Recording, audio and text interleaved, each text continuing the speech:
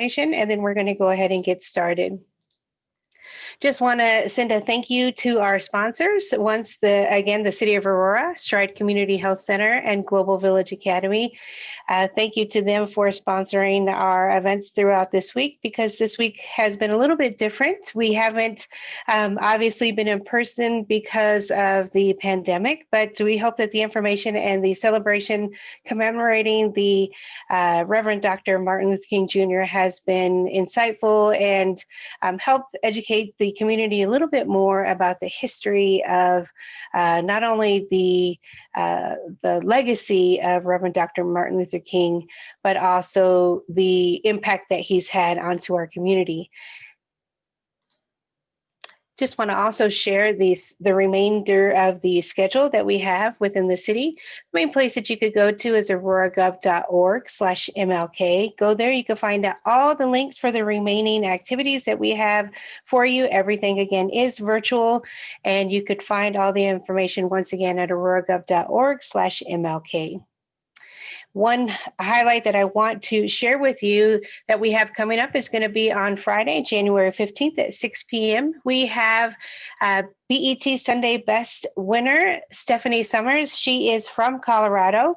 So we want to make sure that you come out and share with us and listen to her very amazing voice that she has. She's a gospel singer right here from Colorado. She's going to be presenting and performing for us on our Facebook page, the facebook.com/AuroraGov. Please come out and see her perform. She is amazing. She's a personal friend, so I'm excited that she has accepted the invitation to participate with us. And now I want to get to the topic of today.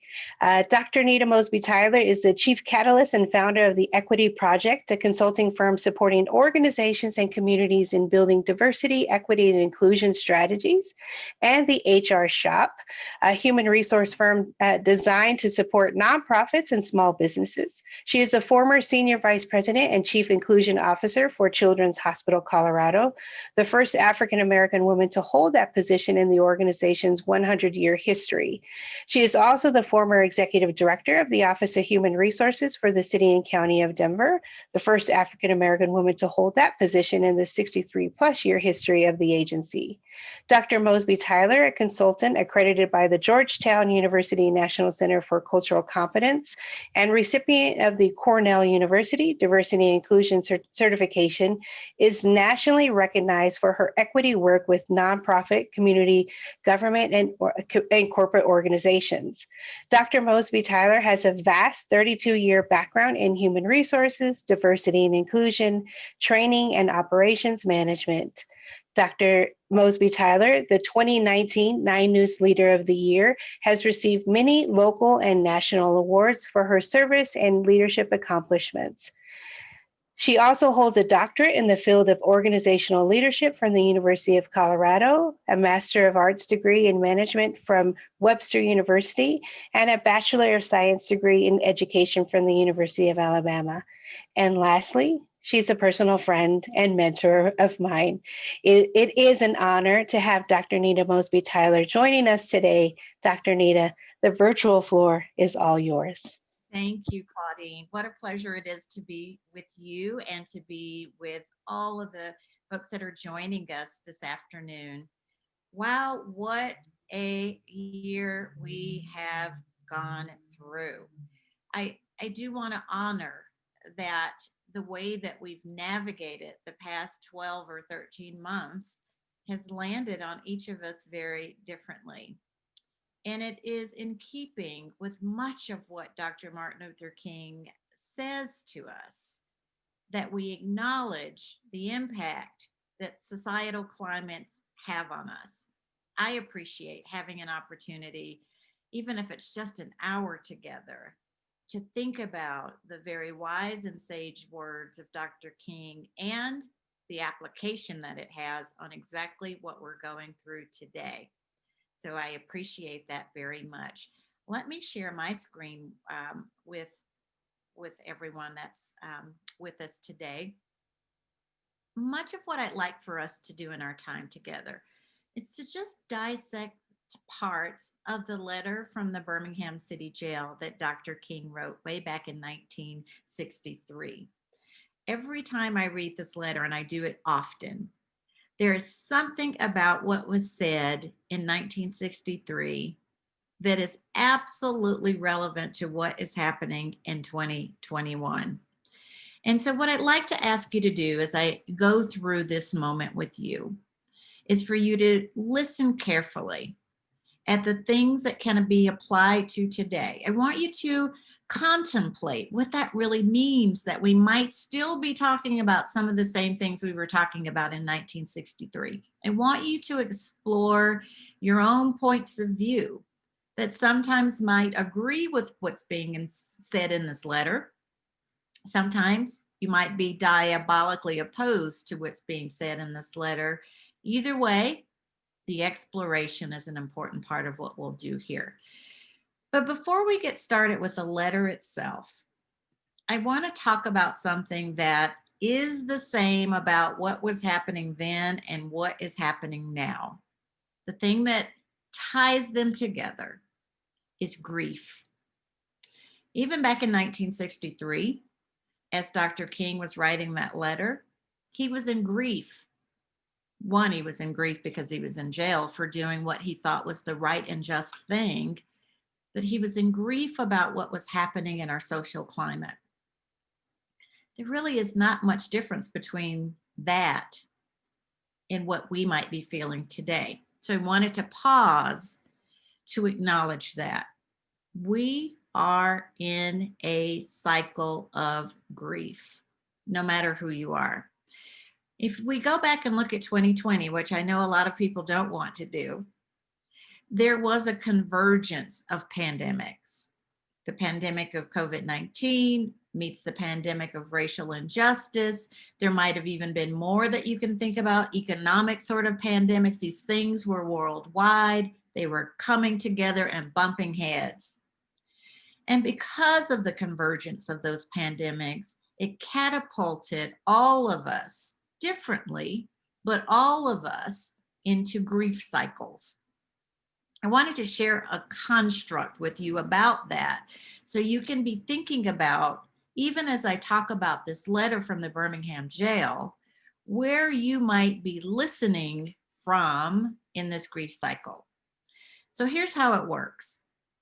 We all hit all stages of this grief cycle when we're in crisis, which we're in. Doesn't really go in linear fashion. You can sort of jump around in a grief cycle, but the components are clear. You are sometimes in denial. I don't know about you, but when COVID-19 initially hit, I went straight into denial. I couldn't believe we were in a pandemic. I couldn't believe I was being asked to quarantine. I couldn't believe businesses, my favorite restaurants were shutting down. Complete shock, denial. By the time George Floyd was murdered, I moved into the anger phase. I was on fire. I was anxious and irritated and frustrated. Sometimes I even felt hostile. I was mad. So now I'm balancing denial on COVID-19 with anger on George Floyd. Can you relate to some of what I'm saying to you? And then shortly after that, I moved into the depression stage. I never feel hopeless, but I did feel helpless. I actually didn't know what to do. I was really overwhelmed. And a few months ago, I moved into this interesting stage. It's called bargaining. Bargaining is where you start to try to find meaning of what's going on, reaching out to others, telling your own stories, asking others to tell their own stories. That started happening to me. I want you to consider today one of those examples of bargaining, trying to make meaning of a really difficult time through the stories of others. And then there's acceptance. Acceptance is when you've moved on because you've put a new plan in place for yourself. I want you to know you're going to move in and out of this grief. It's just like the typical grief. When we lose someone we love, we go through grief.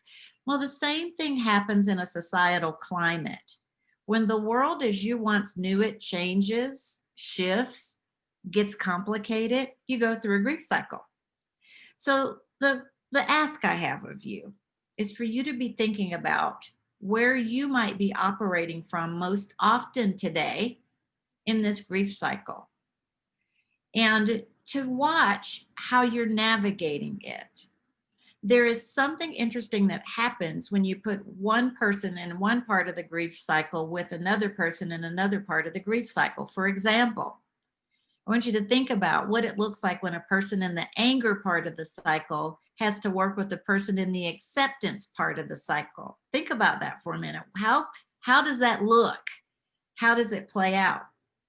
Well, the reality is it might look like the person in acceptance doesn't care what the person in anger is angry about. It looks like you just moved on because you don't care. That's just narrative. That's not actually what it means, but that is how it can be interpreted.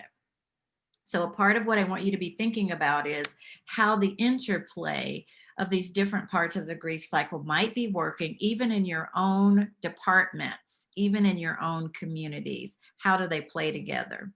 Very quickly, just along the bottom, there's that blue bar that you probably have noticed. The blue bar tells you what you need more of in order to move to the next part of the cycle. So for instance, if you're in denial and anger, what it's saying is you need more information and communication. If you just have a bunch of opinions and not enough fact and truth and data, you'll stay in denial and anger.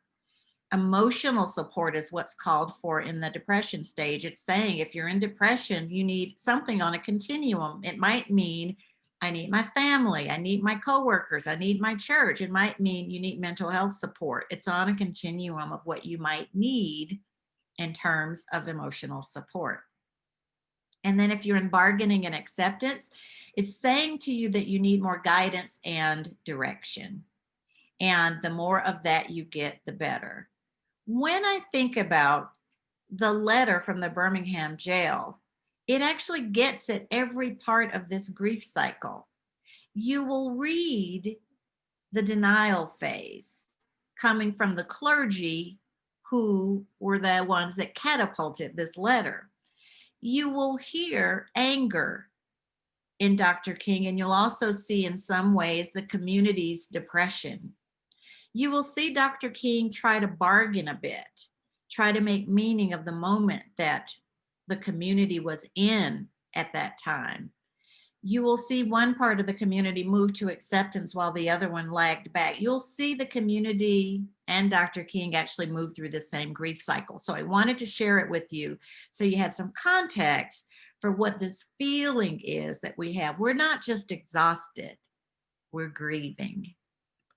One more thing, and then we'll get into the letter. It's also important that you understand this phenomenon.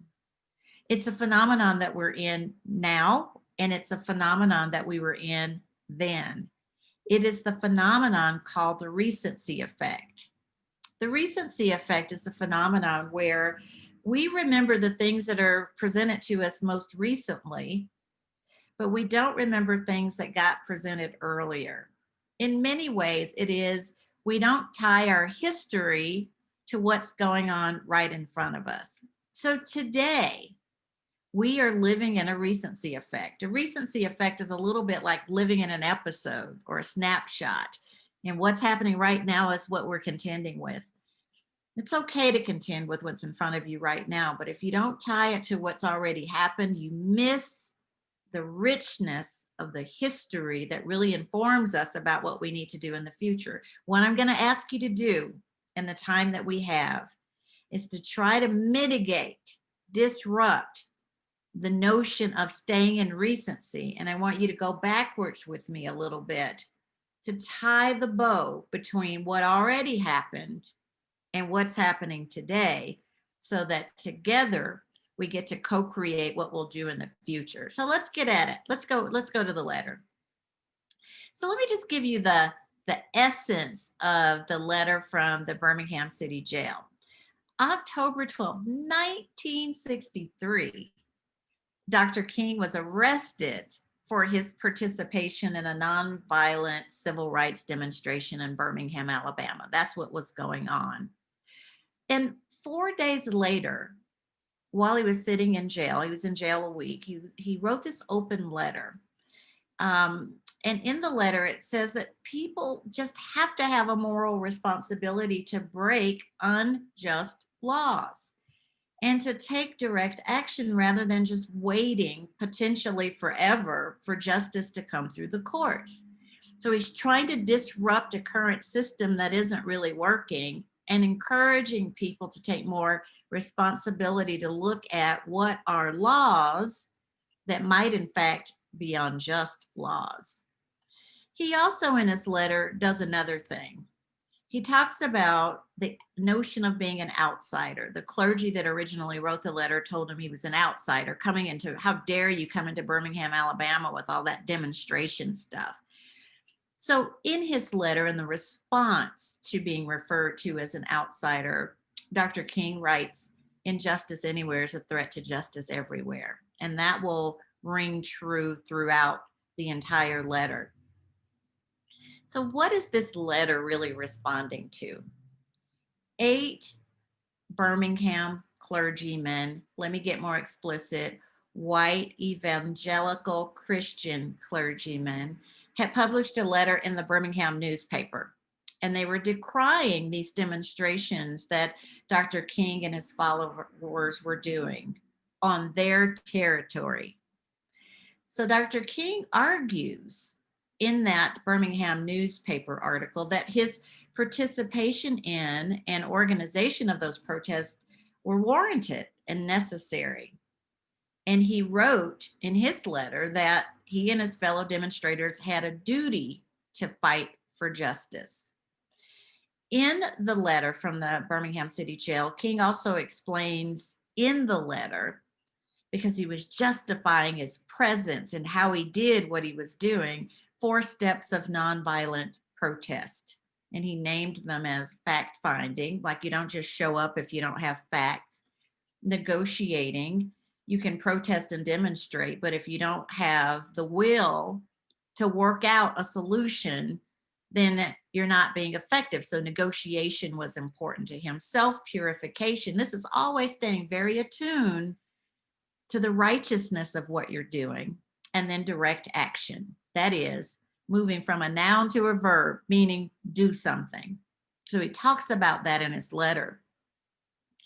King justifies civil disobedience because the white clergymen that originally published the letter in the Birmingham News said civil disobedience was wrong. They didn't like it. So here we have King responding to that saying it's justified. And he actually expresses quite explicitly his disappointment in the inaction of the Southern churches. He felt the Southern churches, particularly the white evangelical ones, were passive, inactive. So that's what the letter itself was responding to. So I want to get at some of the language in the letter. First, I will invite you, if you haven't already, to read the letter in its entirety. It's a lengthy letter, but a timely read. But there are some messages in the letter I want to lift up, and I'm actually going to read from the actual letter. A message that comes up is unwise and untimely. I'm going to read this in the letter to you, but I want you to think about how many times you've heard that today, that what is happening on the justice front is unwise and untimely, unwarranted, and uncalled for. I want you to just think about these words. Let me read what the letter says. This is Dr. Martin Luther King saying, while confined here in the Birmingham City Jail, I came across your recent statement calling my present activities unwise and untimely. Seldom do I pause to answer criticism of my work and ideas. If I sought to answer all the criticisms that crossed my desk, my secretaries would have little time for anything other than such correspondence in the course of the day, and I would have no time for constructive work. But since I feel that you are men of genuine goodwill and that your criticisms are sincerely set forth, I want to try to answer your statement in what I hope will be patient and reasonable terms. Now, I want you to think about what you're hearing in here. Don't you hear a little bit of negotiation in here? Don't you hear a little bit of grace in here, giving these men the benefit of the doubt. That's what grace is. Even when you don't deserve it, is what he's doing just in that one category. But he's getting at this unwise and untimely comment. One thing I want to do to bring some relevance to this phrase, it is unwise and untimely, is a reminder that I want to give to you. It's a contemporary reminder today. And if I was old enough back then, it would have been a contemporary reminder. I would have stated back then too. What we are talking about here is equity. What Dr. King was talking about really was equity. We called it equality back then. He was talking about equity in this paragraph, and I'm talking about equity right now. But here's what I want you to know. We've never had it before. We've never had systems of equity before in our country. Not in healthcare, not in education, not in the justice system, not in housing, not in transportation, not in environmental and sustainability systems, not in anything. There are no systems in the US that were built with equity in mind. And so a part of what we're up against, even today, is the notion that we have to shift, in some cases dismantle, in some cases recreate, reimagine, design, build from scratch systems of equity in place of the systems that were never designed to deliver that. When you go at that, when you begin to do that, what you might hear quite often back is that is unwise and untimely. I want you to know that anytime we try to disrupt systems that were built to keep people out, this is a common phrase that you might hear back. It's just not time for that, or we don't have time for that, or it's just unwise to do that right now. You will hear that.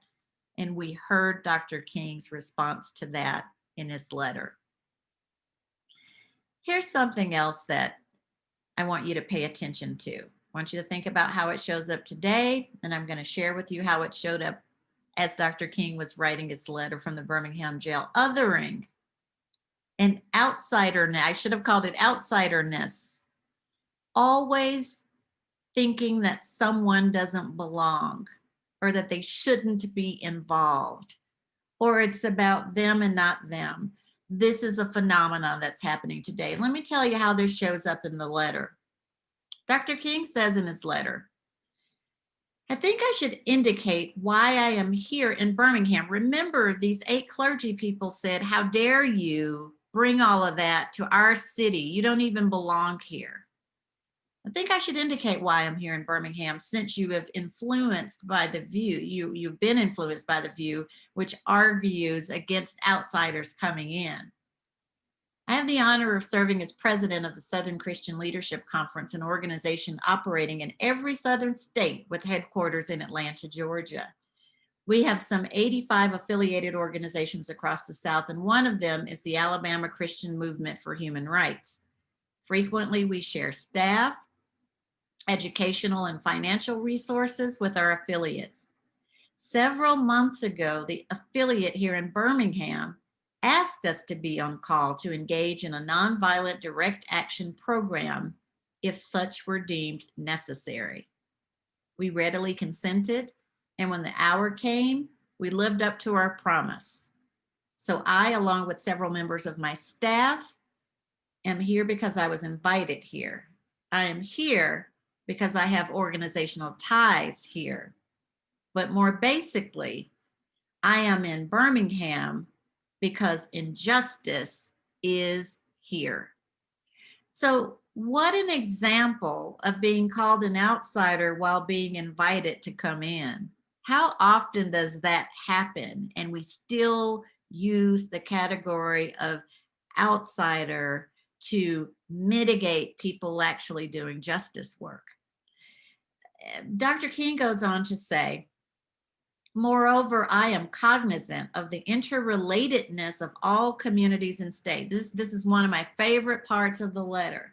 In other words, what Dr. King is saying is, if you're just worried about your own backyard, you've missed the point here. I am cognizant of the interrelatedness of all communities and states. Talk about having an inclusion lens and how he's looking at this. I cannot sit idly by in Atlanta and not be concerned about what happens in Birmingham. Injustice anywhere is a threat to justice everywhere.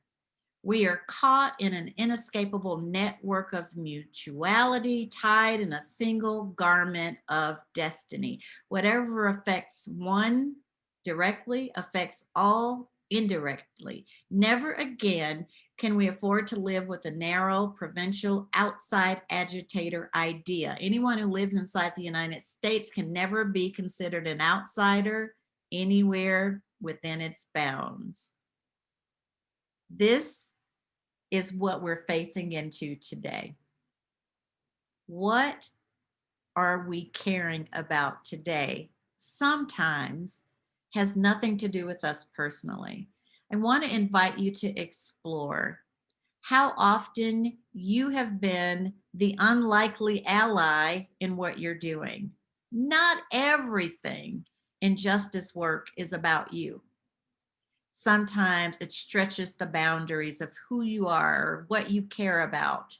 It's just justice work. Dr. King informs that well for us, that we have to be thinking about the linkages that we have between one another as we do this work. Calling people outsiders in the work isn't helpful. Judging and critiquing people about how they show up in the quest to do justice work isn't helpful. Othering, saying who's qualified to be there to help in the justice work isn't helpful. Dr. King ties the bow nicely there.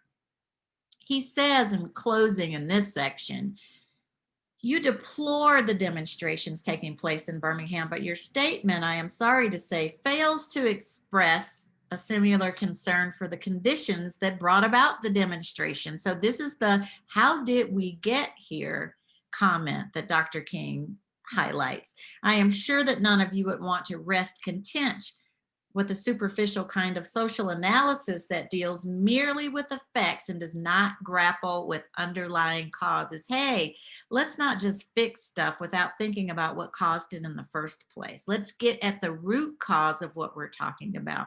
It is unfortunate that demonstrations are taking place in Birmingham, but it is even more unfortunate that the city's white power structure left the Negro community with no alternative. So again, Dr. King justifies this justice work, justifies nonviolence protests and demonstrations as a cause and effect scenario that the community at that time wasn't talking about. I would argue there are some times when even today, the community actually isn't talking about that. We have to talk about the cause and the effect in relationship to what we're doing today. Ooh, ooh, ooh. Now here comes trouble. Very complicated truths. You know, I talk about this a whole lot. Justice work leaves lots of room for lots of complicated truths. But what makes it even more complicated is that the truths can go both ways. And sometimes people that are fighting for justice will have to tell the truth about people that are fighting for justice. This comes up several times in the letter that Dr. Martin Luther King wrote. And I want to share one complicated truth that's hard. It was hard when he wrote it. He was critiqued about it. It's hard to hear it.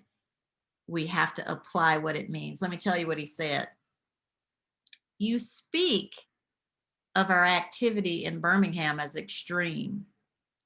At first, I was rather disappointed that fellow clergymen would see my nonviolent efforts as those of an extremist, because they called Dr. King an extremist. I began thinking about the fact that I stand in the middle of two opposing forces in the Negro community. One is a force of complacency, made up in part of Negroes who, as a result of long years of oppression, are so drained of self-respect and a sense of somebodyness that they have adjusted to segregation.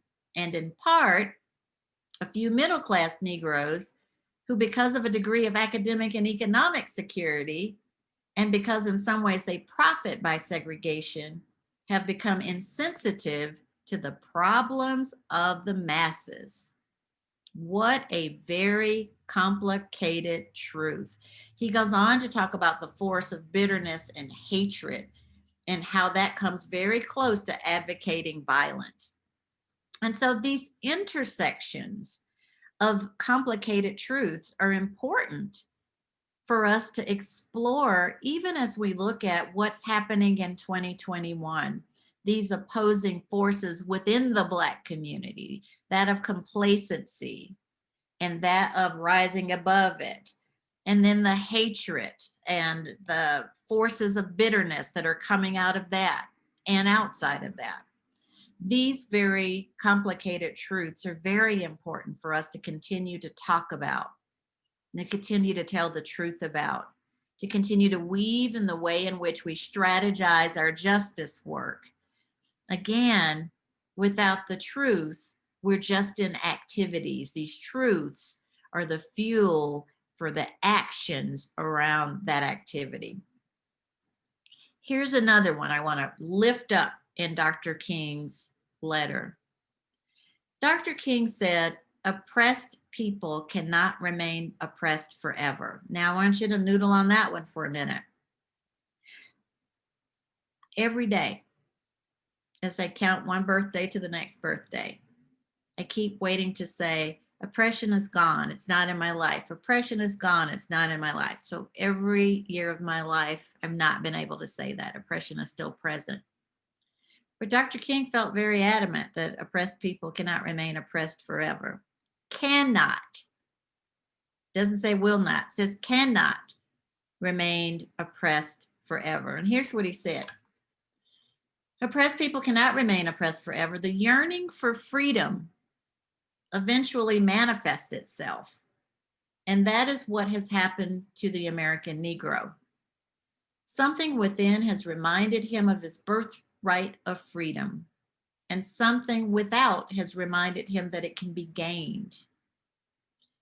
If his repressed emotions are not released in nonviolent ways, they will seek expression through violence. This is not a threat, but a fact of history.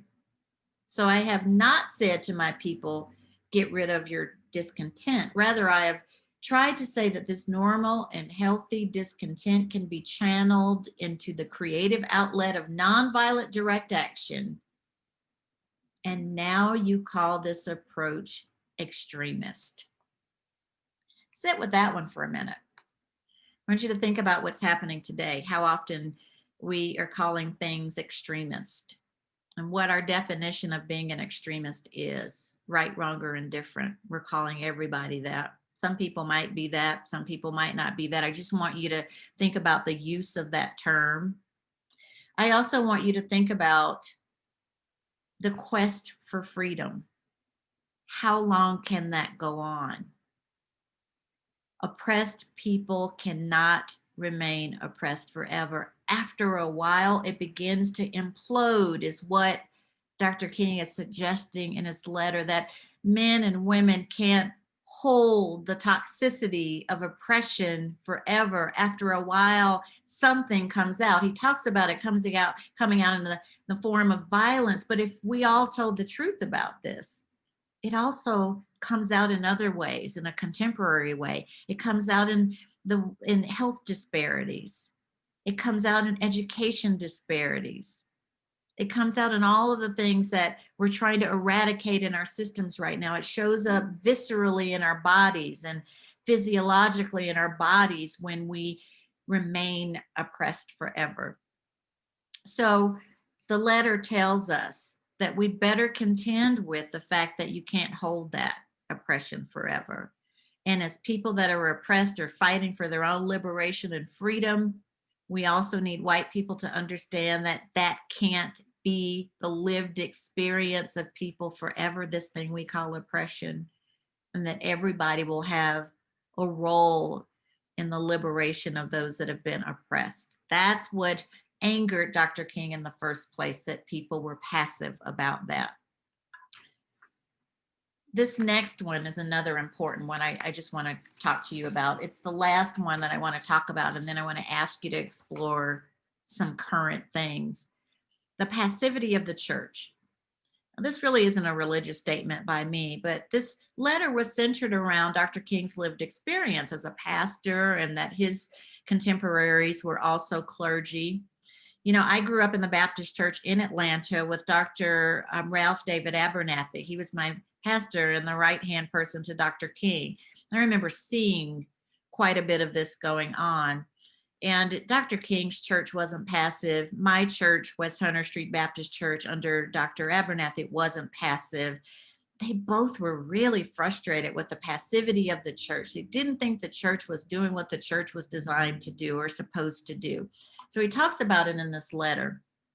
So he says in his letter, in spite of my shattered dreams, I came to Birmingham with the hope that the white religious leadership of this community would see the justice of our cause, and with deep moral concern would serve as the channel through which our just grievances could reach the power structure. So in other words, they were hoping that the white church would be the channel to raise up these moral concerns so that there might be some power to do something about it. I had hoped that each of you would understand, but again, I have been disappointed. Yes, these questions are still in my mind. In deep disappointment, I have wept over the laxity of the church. But be assured that my tears have been tears of love. There can be no deep disappointment when there is not deep love. Yes, I love the church. How could I do otherwise? I am in the rather unique position of being the son, the grandson, and the great-grandson of preachers. Yes, I see the church as the body of Christ, but oh, how we have blemished and scarred that body through social neglect and through fear of being nonconformists. There was a time when the church was very powerful, and the time when the early Christians rejoiced at being deemed worthy to suffer for what they believed. In those days, the church was not merely a thermometer that recorded the ideas and principles of popular opinion. It was a thermostat that transformed the mores of society. A thermostat that transformed the mores of society. So, a lot to think about here. The role of the church. That's its own workshop. Welcome to my TED Talk. I got to tell you, the passivity of the church, and the church being the nucleus of the Black community, is shifted. It is shifted. And so a part of the centering of justice work then shifted with that. It's something for us to think about. How do we hold churches or religious institutions accountable for justice work? What's their voice? What's their power? What's their role? It's still something we need to keep talking about. I just want to remind you that there used to be a place for religious institutions, and particularly and explicitly the Christian church in this. Most of your freedom fighters and your justice warriors were preachers or people that were centered in the church. It was the gathering place for this work. Dr. King said in 1963, I am disappointed in the laxity of the church. How relevant of a conversation that is for us today. All of these areas are things that I lift out of the letter that I think have everything to do with today. And then there's more. I want you to read the letter so that you can see all of the inferences from yesterday's message to today's situation.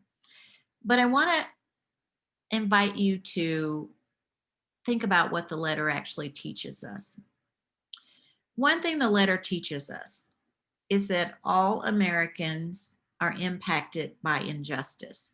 I have to tell you, one of the things that strikes me in this work that we call equity work, is that not everybody understands that it is about them too, or that it benefits them too. And if there's injustice happening in one part of us, it really impacts you too. I want everybody to understand that though we are dealing with inequities and oppressions that typically center around Black, Indigenous, and people of color communities, when there is injustice in those communities, there is not a healthy lived experience in white communities either. And so the more we can wrap our heads around clearing up racism helps all of us. Clearing up misogyny helps all of us. Clearing up homophobia helps all of us. Go down the list of isms and phobias. If we could clear them up, everybody benefits. When we get to that moment in time, then I think justice happens. The other thing that the letter teaches us is insisting those who labor under crushing poverty should wait and be patient, for the convenience of those who are not in such poverty will not resolve poverty. Wait too often means never, and justice delayed is justice denied. So I guess what I'm saying to you here, it goes back to one of the things Dr. King said, is people are not going to be able to sit in oppression forever. And continuously asking people to wait under this crushing poverty or under crushing racism, fill in the blank, and to be patient. It's going to take some time. It's a journey. It's going to take us a while to fix this. It's justice denied. We can do things very quickly, or we can do things very slowly in this country. What we're saying here when it comes to justice, it is not a slow crawl that we're looking for here. We should not be okay that people are laboring under crushing poverty in this country. Christians are obligated to distinguish between just and unjust laws. This is what comes out of the letter.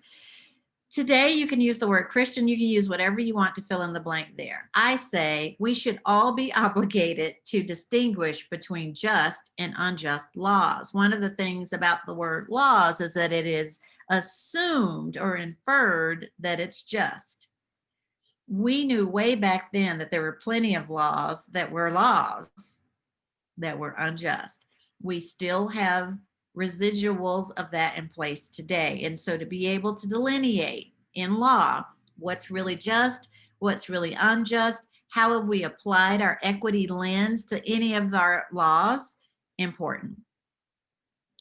The letter also says to us there's a better way than either accommodating injustice or advocating violence. It's nonviolence resistance. Dr. King said that. We know Dr. King for this mantra. We still aspire to hold that up as the way of being in justice work, nonviolent resistance. Anything that happens outside of that becomes an anomaly for us based on what we heard from Dr. King's teaching. He still purports in this letter that that's the best way to do this work. It leaves room for negotiation is the point. And the letter also teaches us this. It says the worst stumbling blocks to establishing social justice may not be extremists like members of the Ku Klux Klan, but moderates and white churches who seem content to do little. Now, again, the letter centers around his experience and his identities in the church.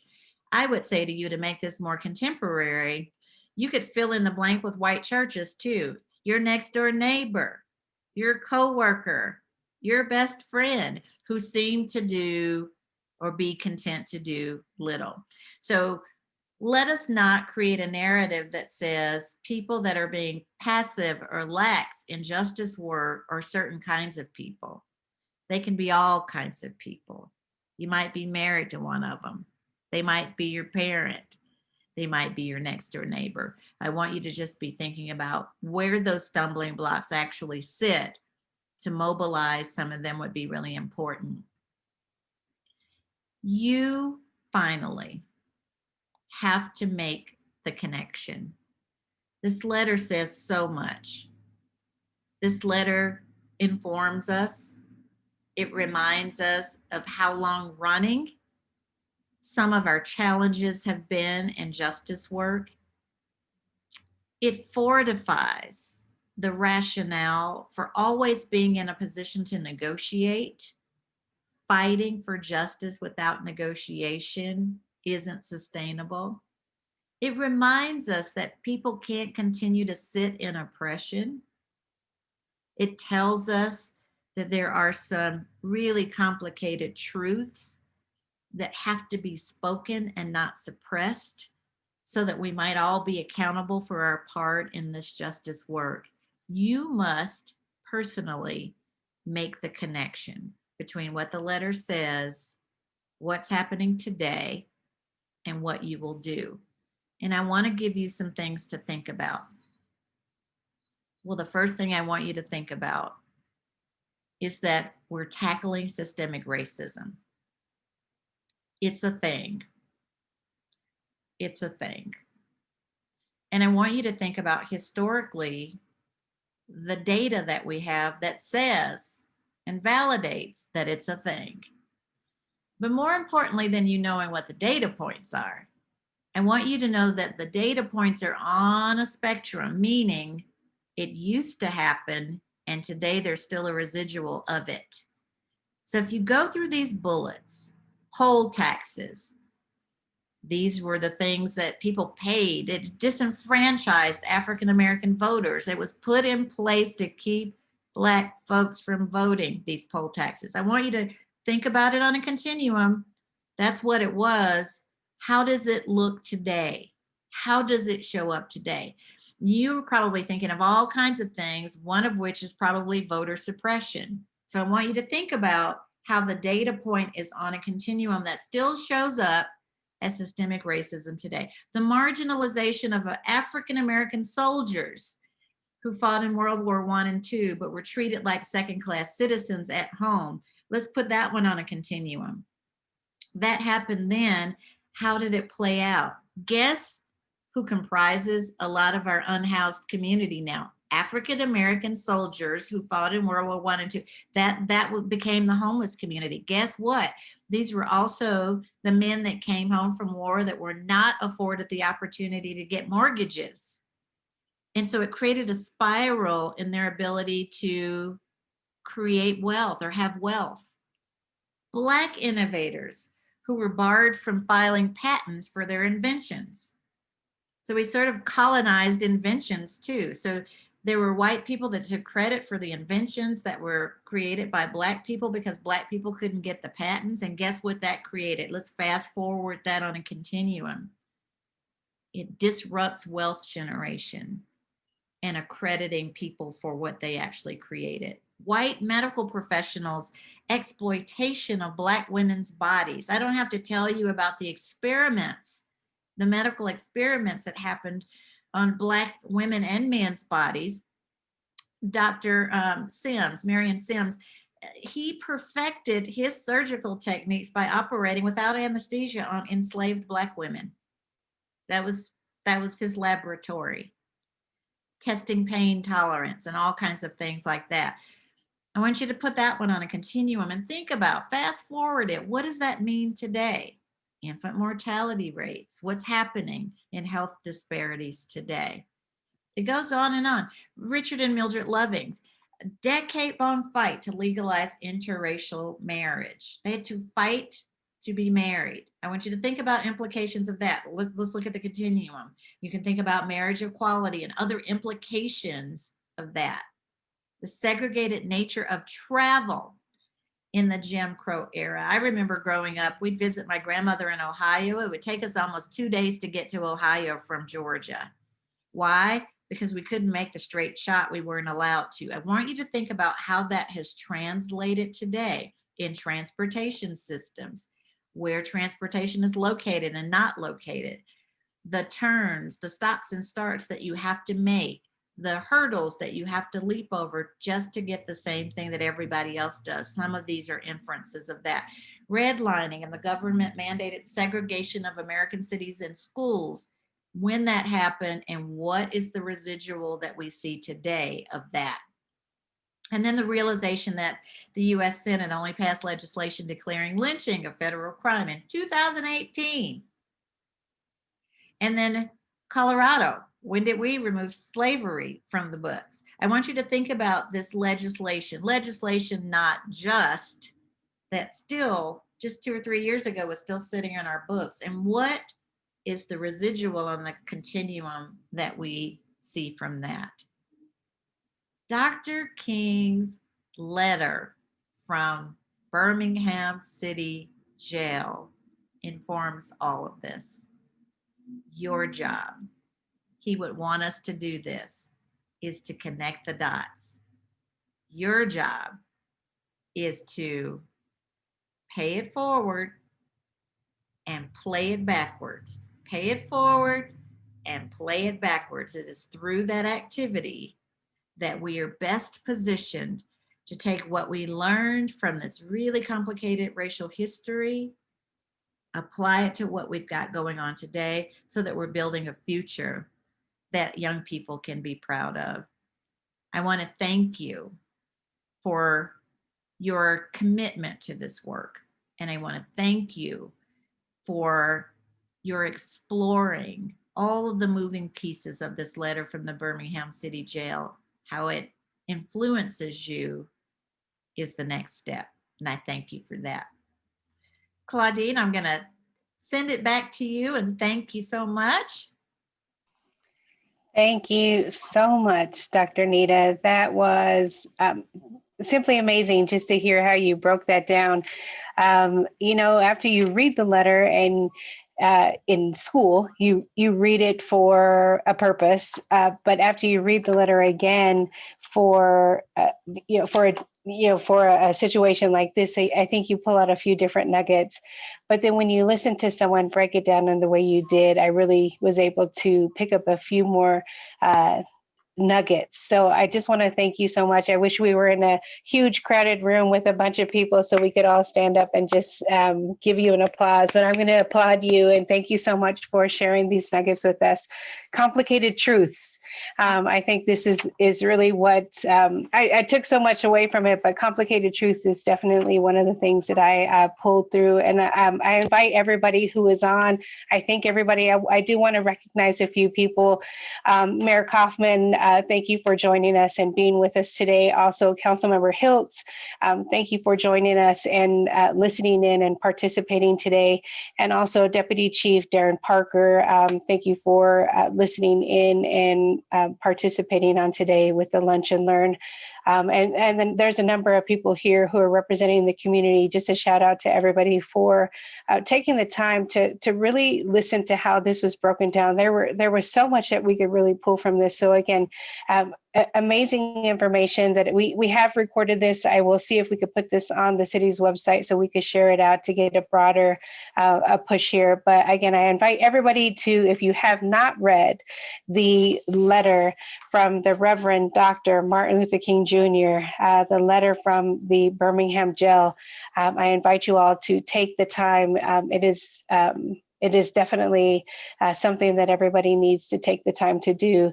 Again, I'm going to share my screen real quick so I can do a plug for the remaining activities that we have. So here's the remaining activities that we have for the city of Aurora. Please go here, auroragov.org/MLK, and you can get all of the links to all of the other activities. But again, just want to close this out just to say thank you to Dr. Nita Mosby-Tyler from the Equity Project. You were amazing. You did exactly what I thought you would do when we were thinking about who can we get to break down this letter, and you did just that. So again, from the city of Aurora, from the Aurora Police Department, we thank you very much for your time. Thank you.